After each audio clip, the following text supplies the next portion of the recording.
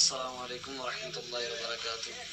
مفتی صاحب کی بارگاہ میں عرض ہے کہ بچہ پیدا ہوتے ہی اگر مر جائے اور اس کے کان میں اذان نہ ہو یا پیدا ہونے سے پہلے ہی فوت ہو جائے تو کیا اس کا جنازہ یا فاتحہ خوانی وغیرہ ہوگا یا نہیں ہوگا؟ کس حوالے سے رہنمائی فرمائیں؟ جی وعلیکم السلام رحمۃ اللہ وبرکاتہ۔ آپ کا سوال ہے کہ بچہ پیدا ہوتے ہی فوت ہو گیا تو کیا اس کا نماز جنازہ ہوگا؟ یہ سوال تو میں کئی بار اس کا جواب عرض کر چکا ہوں، میرے یوٹیوب کے اوپر بھی اس کا جواب موجود ہوگا، ضرور سنیے گا۔ لیکن چونکہ آپ نے اب سوال بھیج دیا ہے، جواب یہ ہے کہ جو بچہ ماں کے پیٹ سے پیدا ہوا یعنی فوت شدہ پیدا ہوا تو اس کا نماز جنازہ نہیں ہوگا۔